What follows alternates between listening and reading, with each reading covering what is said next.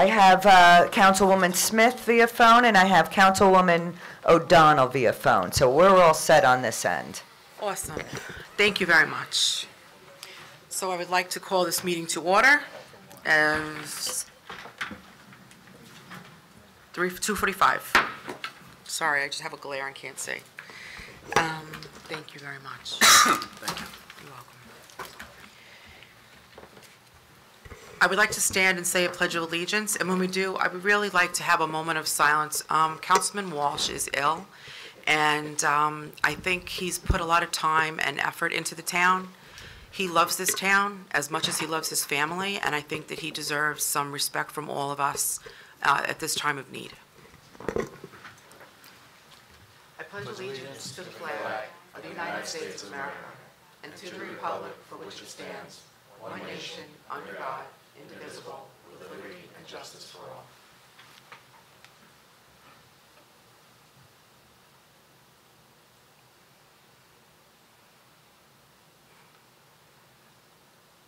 Thank you.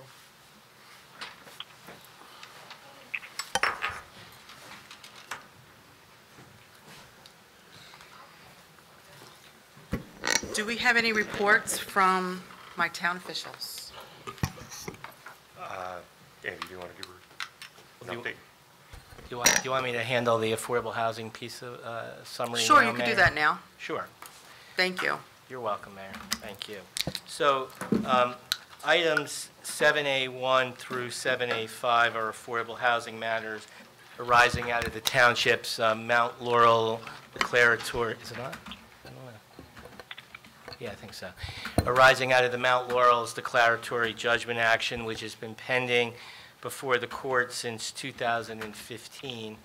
In this past summer, the council adopted a resolution authorizing a settlement agreement with Fair Share Housing Center.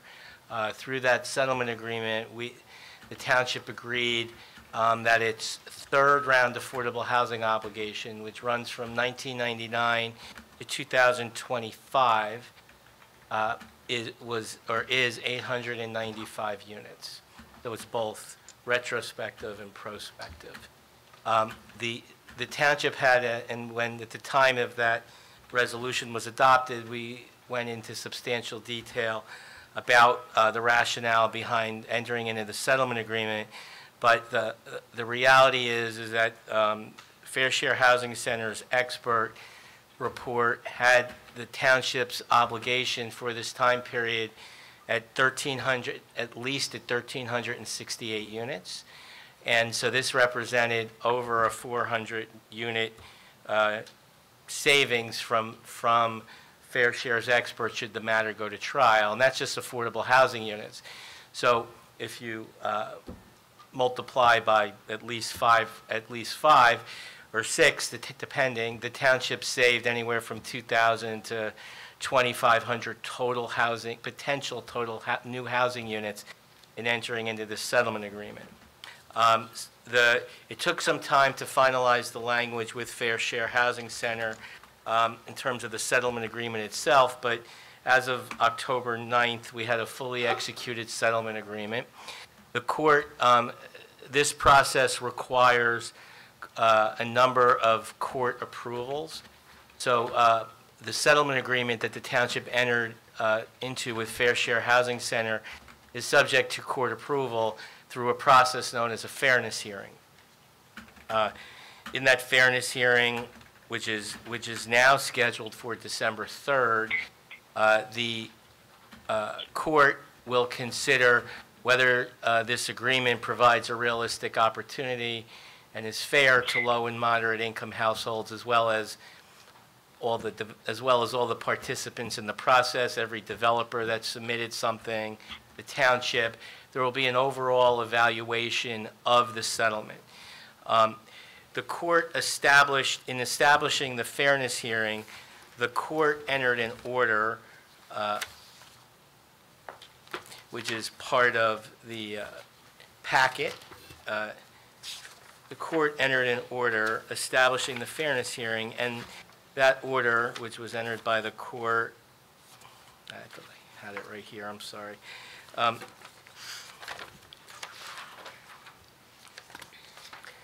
it was entered by the court on October 24th, required the township to enter into developers agreements with the inclusionary developers that are part of the settlement agreement. The reason that the court master and ultimately Judge Perry required the township to do this is because, as we mentioned again at the time of the approval of the settlement agreement, the inclusionary developers are providing a 30% set aside as part of the settlement on each of their projects. And that is outside of what the standard is. Typically for rental projects under COA's regime or COA's regulations, the set aside is 15%, and for sale units, the set aside is 20%. So as part of this process, you, Mayor, and the Deputy Mayor engaged in difficult negotiations with the developers that ultimately ended up in the plan. And fortunately for the township, they agreed to this 30% set aside. But because it is sort of outside the typical COA set aside, the court required developer agreements. So with the assistance of Brian, Jim, and Joe, I've been working on negotiating these developer agreements. As part of the original settlement agreement that was approved in July, there was a property in the plan. I guess we've called it, the developer was American Properties. It was referenced in the agreement, I believe, as L&M. And we had substantial difficulties with their representatives in reaching a finalized settlement agreement. There were certain terms that we had recommended to the governing body that's in all the other developer agreements that that this developer did not want to agree to. So as a result of that, as you know, you had 17 or more, 17, 20, 18 proposals that were put out on the township's website. We went to the next developer that had made a favorable proposal to the township, and that's called FP Howell LLC, and they also have promised a 30% set aside, and their actually project is going to have for sale units, not rentals, in terms of the affordable units. I could tell you FP Howell agreed to the terms and conditions that the other developers agreed to in their developer agreements with the township.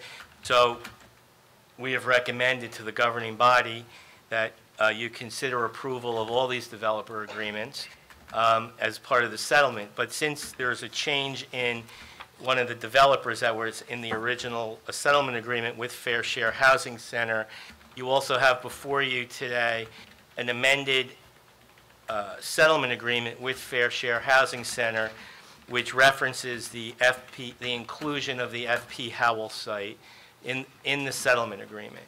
And I could tell you that I've also been in extensive negotiations and discussions with Fair Share's counsel, Adam Gordon, and Mr. Gordon has agreed to, or Fair Share has agreed to, this amended settlement agreement to substitute FP Howell for the L&M site.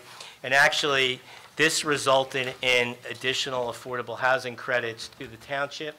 And as a result, we will have a 15-unit surplus going into whenever the next round is. But in any event, so those are the agreements before you. As I said, if they're approved, will appear before the court at a fairness hearing. If the court approves the settlement agreement, there's still a lengthy process going forward. Following, the court will enter an order approving the agreement, and then they will establish what they call a final compliance hearing, probably 6 to 8 months from the date of the fairness hearing. And during that time, as a condition of approval of the settlement agreement, the court will require certain actions of the governing body, such as rezoning of the sites, the inclusionary sites in the settlement agreement, which have to be done in accordance with all the requirements of the municipal land use law, and all laws applicable to municipalities. So there will be that process, which will be a many-month process. To do that, the court will require the township to update a spending plan, so you have monies in your affordable housing trust fund that could have to be spent in certain ways under state law and regulation. You'll have to update your spending plan and consider approval of that. And then there'll be a couple other items that are what I would call the standard affordable housing regulatory items. But in terms of significance, that's sort of so that's the roadmap going forward. But as we said, the court is requiring consideration of these agreements before you today, and that's why we're here. I have a question. Sure. So the development that we kind of put on the side, Yes. do we have any negative implications for doing that? Well, I think they're not happy. Okay. Let me just say, for those, the deputy mayor came to court along with Evelyn as well. And because there was a lot of interest in Howell's compliance in your affordable housing plan, we have a number of interveners, objectors that go well beyond American Properties. And so all of those interveners and objectors under the court order establishing the fairness hearing have the right to file objections to the settlement. So I would anticipate that American Properties will now be one of those objectors, but they're going to be one in a number of many. As long as our sites are realistic, they're developable, approvable. In other words, there's water. Ultimately, you have access to sewer. Wetlands or other environmental constraints don't prohibit development. I mean, these sites all meet those criteria, and they should be. I mean, Jim's looked at them. We've had CME involved in the process. So, what the governing body has chosen is certainly defensible. Thank you. I would like to open up this section of the meeting for hearing of citizens and public comment. Kathy Novak?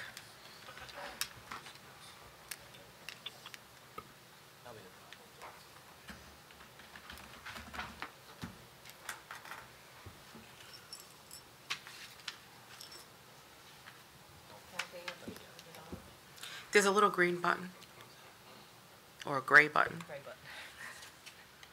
Kathy Novak, 16 Stratton Drive, Howell.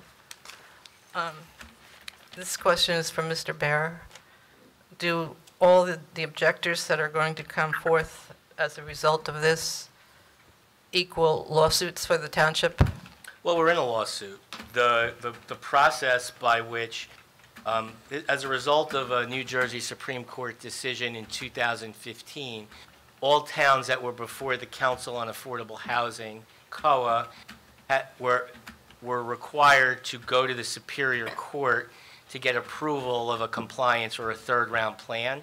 So Howell, along with many other hundreds of municipalities throughout the state, did that. So I filed what's called a declaratory judgment action, we're before Judge Perry in Monmouth County now. So the answer is it's not new litigation. We're in litigation to get approval of this plan because that's the process the Supreme Court directed towns to go through. And as I said, Howell, I guess, I don't know if many people feel this way, but in a way, Howell was fortunate because unlike some other towns, you had a lot of choices here as to how to meet the obligation. So you had a lot of developers who were interested in trying to provide affordable housing to meet the obligation. And here the governing body has made the decisions as to what sites they thought are best, and the unhappy suitors are going to challenge it. But that's in an already existing process. So that wouldn't add to the cost of the lawsuit. It's part of it. Well, whether we had objectors or not, we have to go to a fairness hearing to get the court to approve this agreement.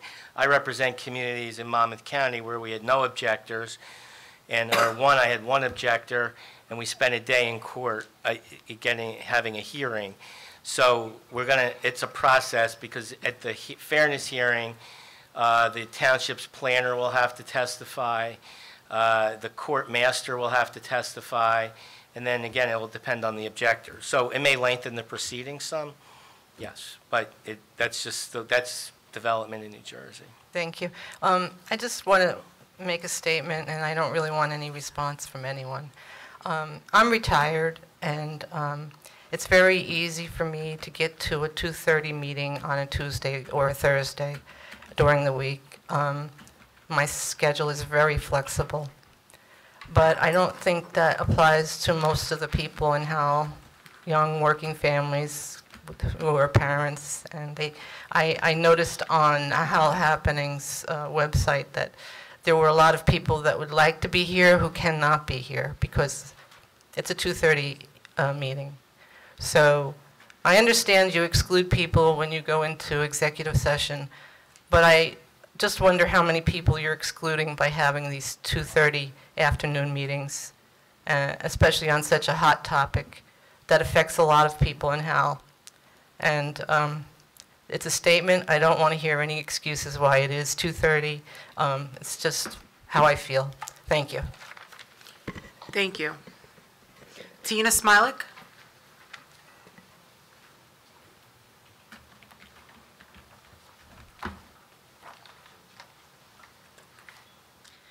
Tina Smilik, 33 Charles Street, Howell, New Jersey. First, I wanted to start with, is Pauline and Evelyn listening to all comments, all the information that's going on now, hearing everything that's going on? Public comment, what Mr. Bear has already said. Are they listening to this whole thing now before they vote? They're currently on the phone. Are they listening, though? Evelyn, are you there? So they can hear all of this? Pauline, are you there? Yes, Okay. And what ordinance do we have in place that covers call-in phone calls for voting? It's permitted under the law for them to call in as long as they're fully aware of what it is that they're going to be voting on. The Township Council is permitted to have a meeting with their attendants by phone. Okay. And that's a New Jersey state law, That is statute? New Jersey law, yes. Okay. Can I get a copy? Can I know what law that is? I will send it Sure. to you. Thank you. Okay. In the beginning, Mr. Bear says they wanted 1,368 units. How many units did we ask for in the beginning, when we went in? Well, that evolved over time. The municipal expert was probably they were probably in the 300-400 range for Howell. So we were asking for 340. They were looking for 1,368. So is it fair to say we compromised?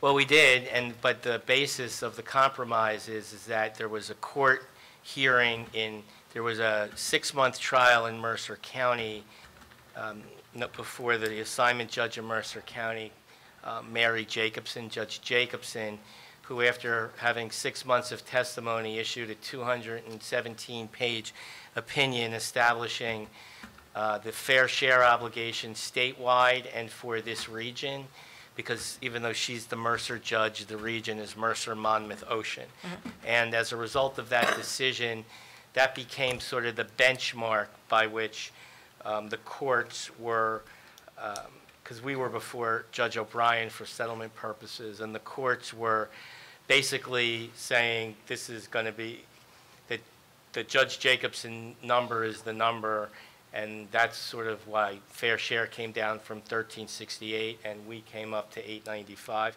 The 895 is application of the Judge Jacobson methodology to Howell. But we didn't really negotiate that. That was just a methodology. It was no negotiation. Well, we weren't part of that trial. That was a different trial. But we had negotiations going back before that was done. We had multiple settlement conferences before the court, and originally going back a year before, let's say, when the governing body settled, the township walked away from settling with fair share because they didn't want to settle for less than 1,000 at the time. So we walked away from that. But this is based on the methodology? Yes. In the court case? Yeah. So. Now, bonus credits. I see we're getting bonus credits once again for Zabac and for Turpac. Yes. What kind of bonus credits are So they? the way it works is that the way bonus credits work is you get a 25% bonus, a one-for-one bonus credit for rentals up to 25% of the total obligation. So in Howell's case, we were entitled to 224 bonus credits of the 895. So the first project that got applied to was the first project that had at least been approved in this round, which was Howell Family Apartments. We got 72 bonus credits for that. And this was done by our planner at CME. And then he allocated the remaining bonus credits between Turpac and Zabac. Okay, So- here's my problem with this. We were told that we needed 100% affordable with a pilot in order to get bonus credits when we approved Walters Group. We've been being told that for the last 3 years now, that it had to be 100% affordable, it had to be near transportation, it had to, there was one other, I mean, when did this happen that we no longer need to be 100% affordable to get bonus credits? No, it was never, I certainly would never have said that in public. The issue with the Howell Family Apartments site is there were no market rate units. So we got the bonus credits because they're rentals. So you get a one-for-one bonus, except if we had, if the township, if this was a regular inclusionary project, for those 72 units, you would have to multiply by, what, 5, so 350 plus 7. You would end up with 400 and something units to get the same amount of credits. Unless we did it by the 30% that we're getting. Right. Well, you could do the same math, but the answer is you'd still get 400 units as opposed to 72. So the benefit to the 100% affordable is you have less overall rooftops, but you still get the bonus credit. So we got 144 credits for 72 units.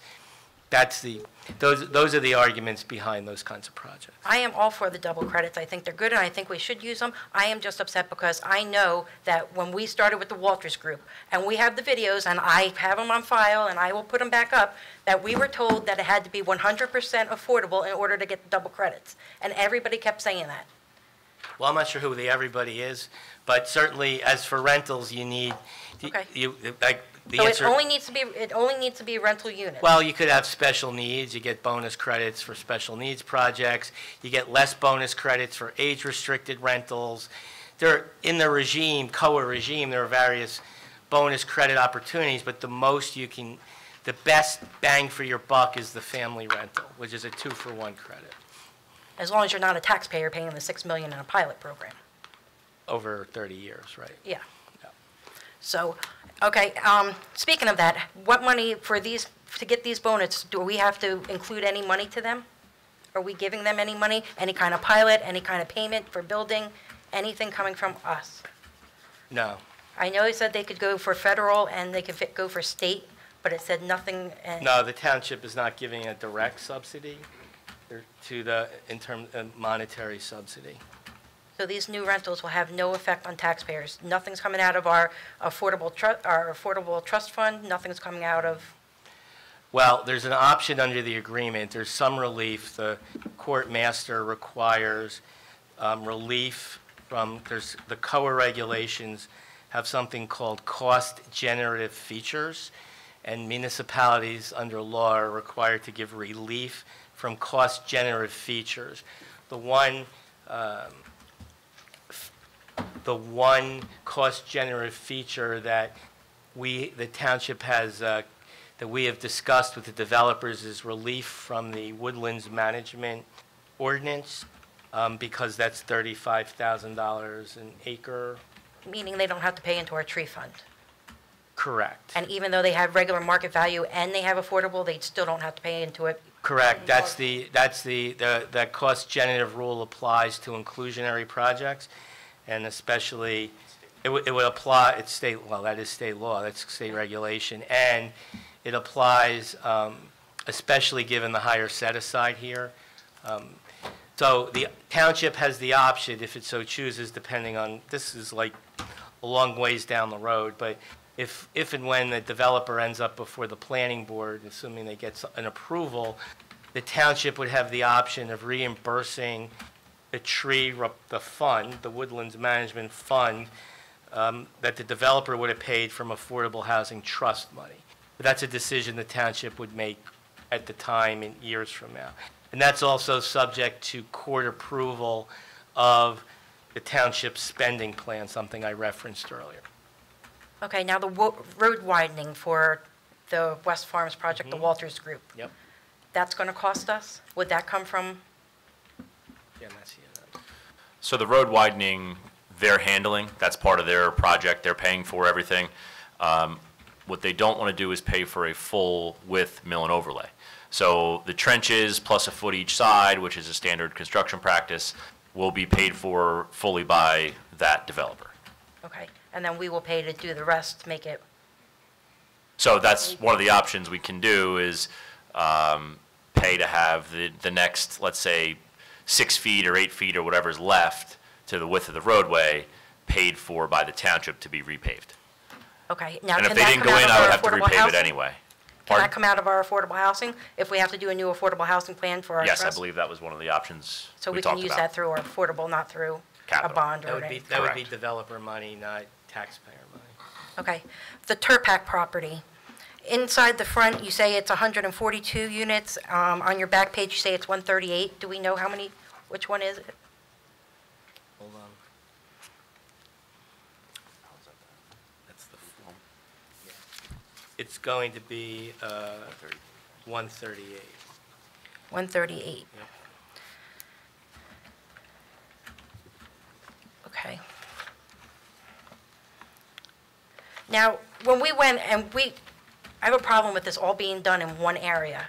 Have we talked to any of the schools or anybody on BOE to see how this will affect our school system? If it would cause redistricting to have almost 1,000 units built in one district that's going to go to, the two sister schools in that district?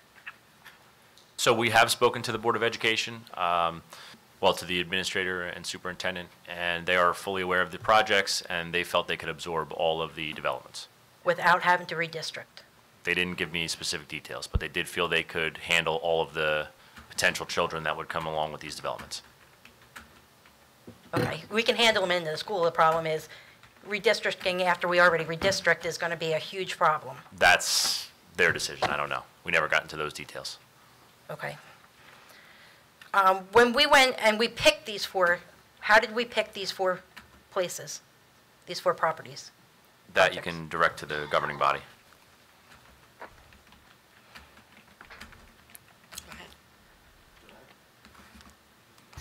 We were obligated to have every intervener come in. The mayor and I had set some standards in conjunction with the governing body, one of them being 30% set-asides. Some could, some wouldn't, and we took it from there. Once they met our criteria, we mapped it out. There was a plan to try to keep it centralized. A little bit about planning is that one thing we didn't want to do was spread it all over into the interior parts of Howell. You want to keep it in planning areas 1 and 2. So there were many criteria that were looked into. But I could tell you, and I think speaking from the mayor, we wanted as least rooftops as possible. And As going least with what? Rooftops. Rooftops. Right. As possible. Contrary to belief, we all live in Howell. None of us like this. It's a state mandate, as you know. So we are trying to preserve the rural characteristics of town by doing that. And that was part of the concept that went into the plan. So what other developers came back with a 30% set aside? Did anybody else? You asked all of them, and they all came back with what their max? Pretty much what we had, Only those four came back with 30% set aside, as I recall. as you Actually, recall. there was 5, right? So Caruso was another one. So that was the 5th one. The fifth The rest of them were less than 25%. Okay. Okay. So that's how we came to those. All right, now, once we are done with this, we are done till 2025. We don't have to worry about any more. Do we go back to regular zoning then? Well, you're always, yes. I'm not sure what you mean by that, but. Like, isn't it 1 acre per house now, or what is our? Well, zoning? whatever zoning is in place applies. I mean, that's why if the court approves the settlement agreement, the governing body then would have to consider rezoning the sites to allow for these inclusionary developments. But, which typically would be, well, it could be an overlay. I guess it would be an overlay, most likely. But, yes, but all your other zoning is all in place. And So- we would have by the way, the most important thing is that if we we have immunity now because we've engaged in this process. The township has in good faith, but we will have immunity from builder's remedy litigation through July 2025, if the court approves the settlement. Now, will council, I don't know if this will come for next council or what, will we put an ordinance in place mandating that all development now needs to have a certain percentage of affordable as they go forward? Do that. So we don't end up in this situation again? Tina, that's actually a good question, but we're not allowed to do that. So in the Supreme Court I'm losing track of the years now, but going back to around 2010, 2012, the Supreme Court, that was COA's methodology. The original third-round methodology was what they called growth share.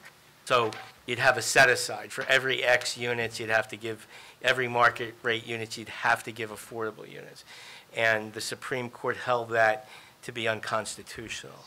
So we can't, it's actually a good idea, I think, but towns aren't allowed to do that. So, but if they wanted to, come January or come next month, whatever, can they pass a resolution and send it to the legislator saying, we want to be able to do this and require development? Yeah, absolutely. Put it on That's a policy decision, but sure, absolutely. I mean, because that's who would make the decision, right? The state, whether we could do it or not, or? Yes. Or, Well, if the legislature, even if the legislature did a new statute, it would have to be constitutional. So, the standard gross share, if the legislature said towns could do that, the court already said that's unconstitutional.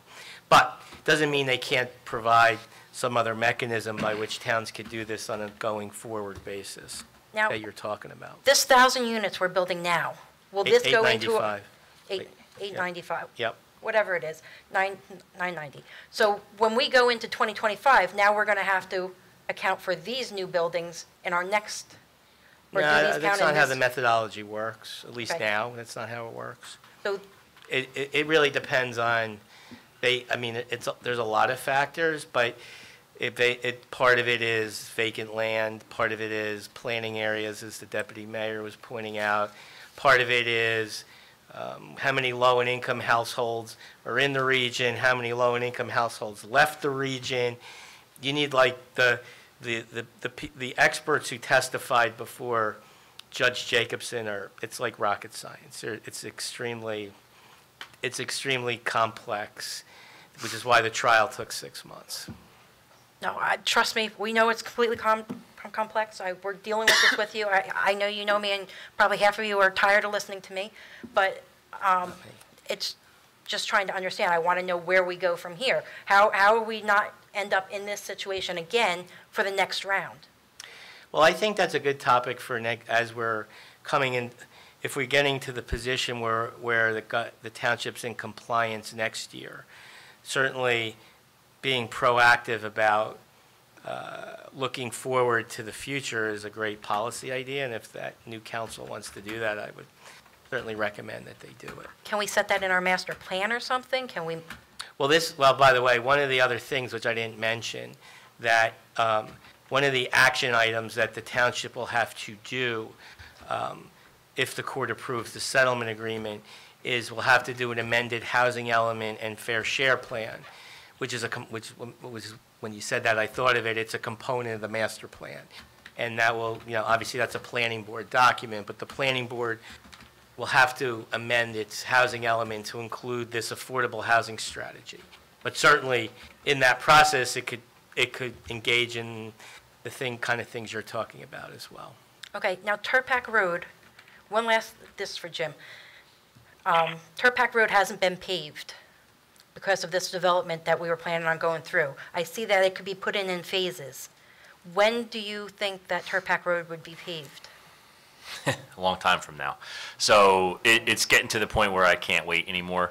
And I know that I went to the schools when we did those presentations, and two things I was waiting on until we had decisions was West Farms Road and Turpac Road. Yes. Obviously, I paved your roads already, and that is another potential spot, but I couldn't wait. You knew what they were in. Well, West Farms Road and Turpac Road are getting to that point.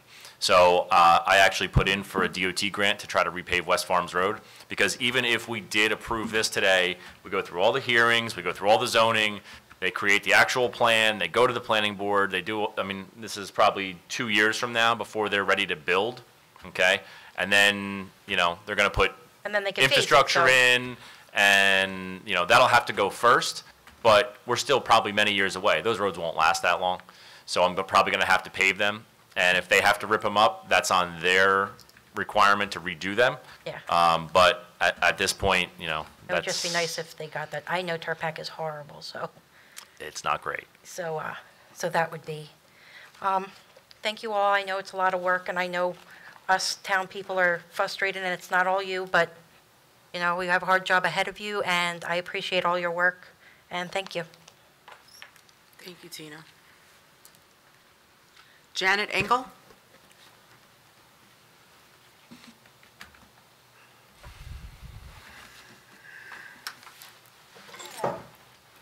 Hello, my name is Janet Engel, 36 Banquet Court in the new Four Seasons Monmouth Woods, right off of West Farms Road.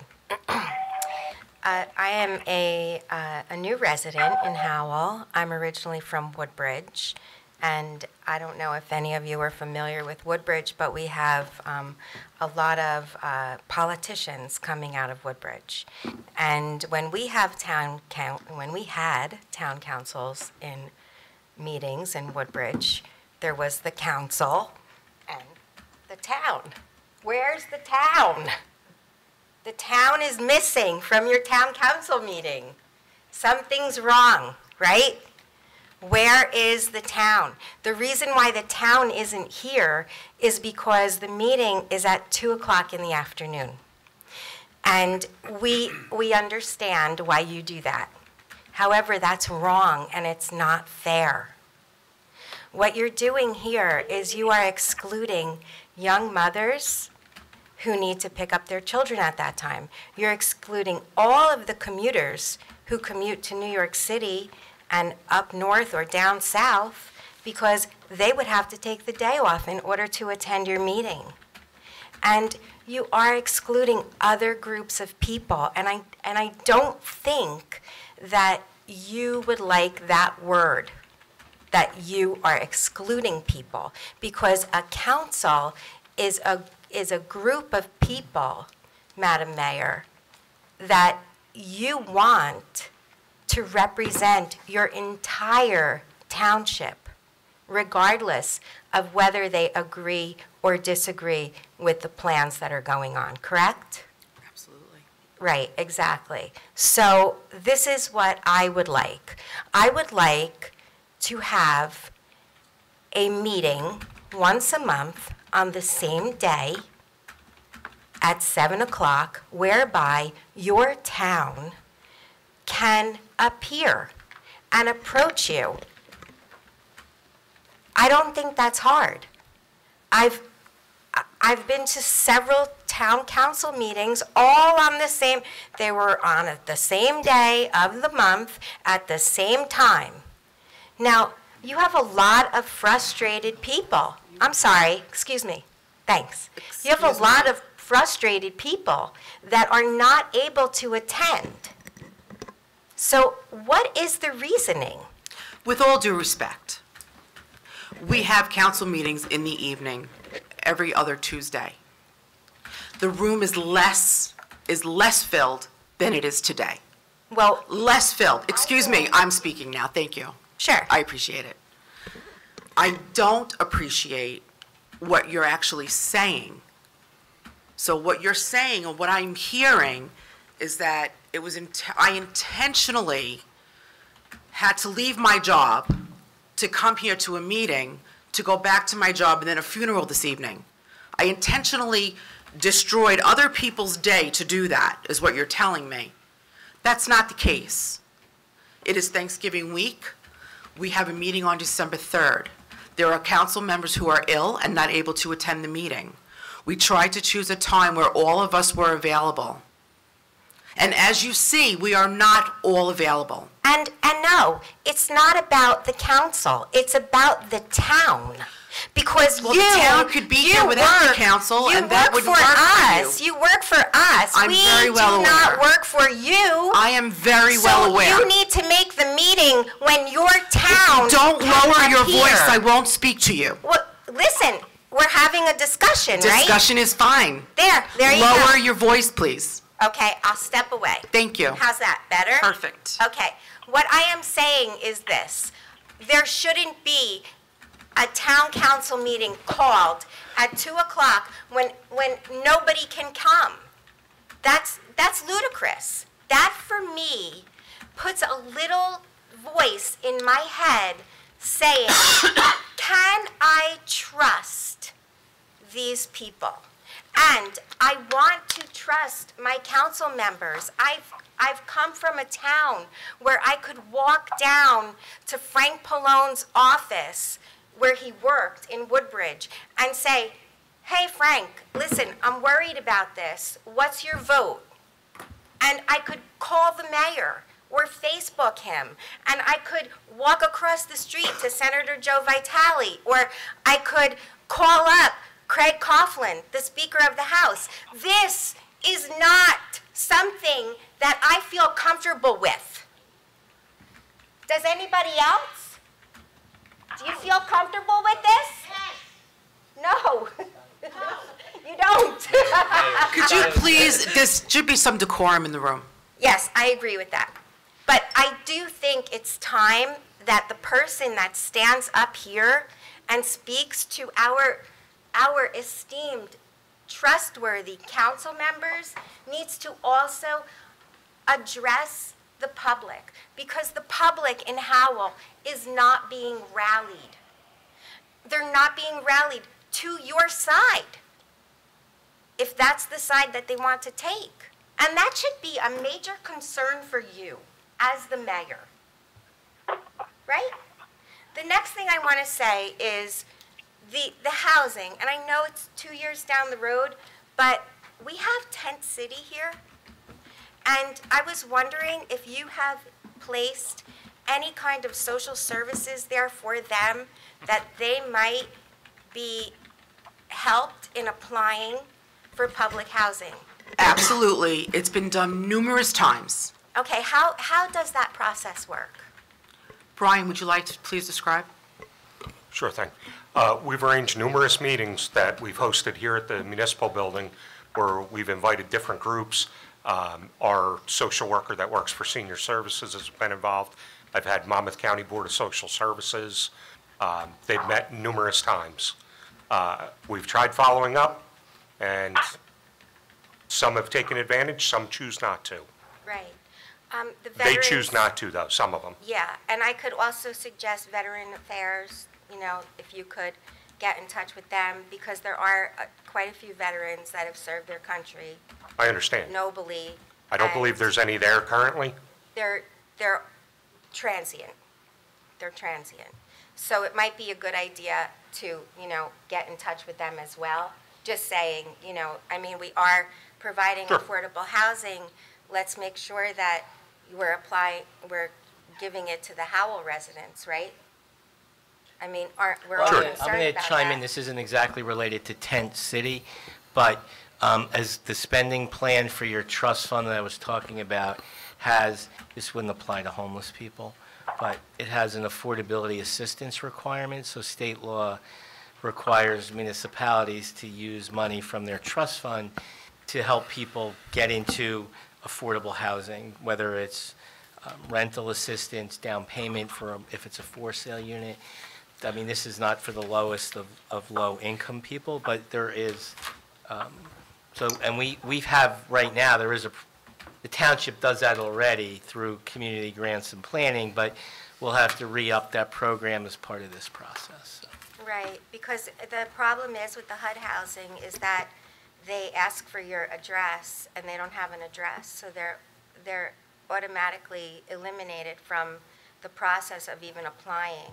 But I know some townships have put in place that they could use actually the township address and get their mail sent here. I believe the county offers that program through their social services. And again, as I said, Some of the residents there have taken part in it, some have found housing through them. Others have chosen to not take part in any programs.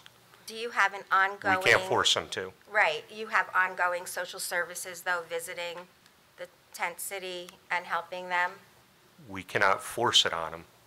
But- We've right, made it I get it. available many times, yes.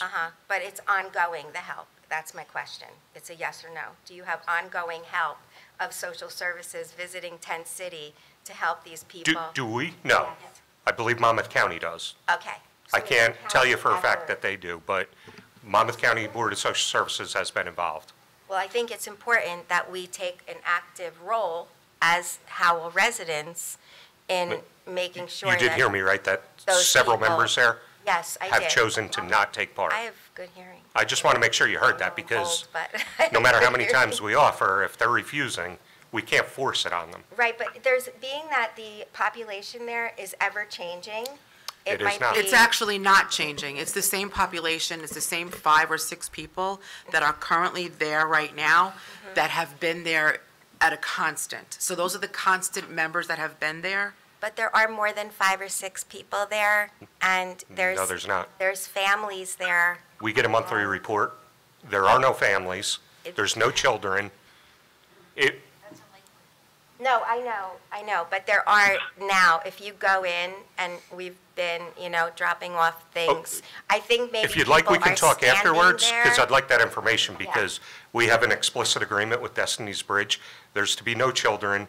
They provide us a monthly report of who is living there, and as the mayor said, it's 5 or 6 people. So if you're telling me there's more than that, I would love to have another conversation with you about that. Okay, we shall do that then. Okay. Yeah. I can even email you, Okay. if that's fine.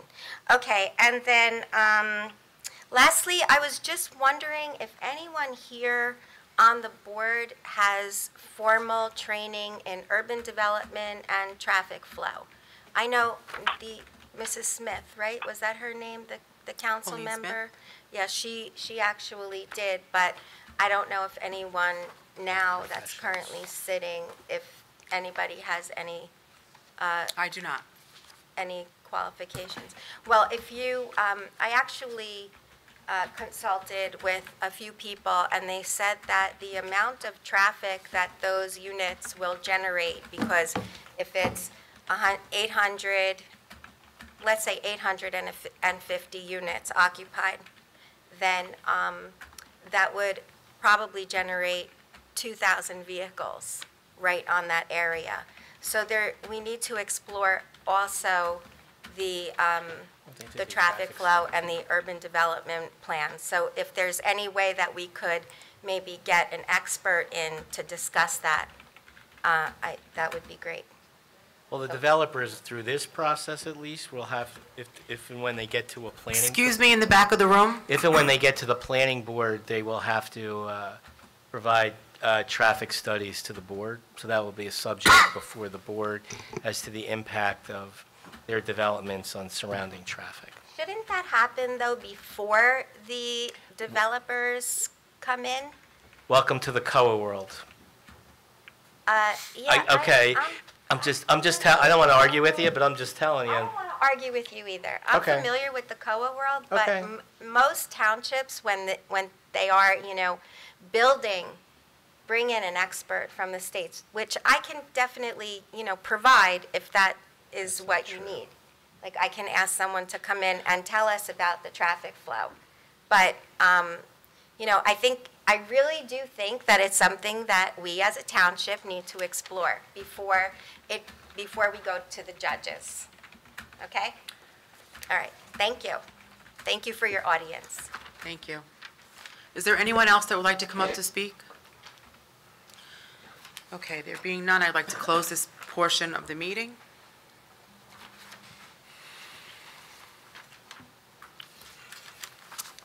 I would like to go through each resolution individually.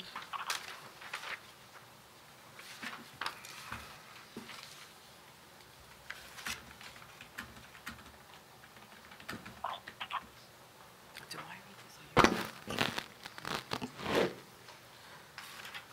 So you want an individual? I want an individual vote on each one.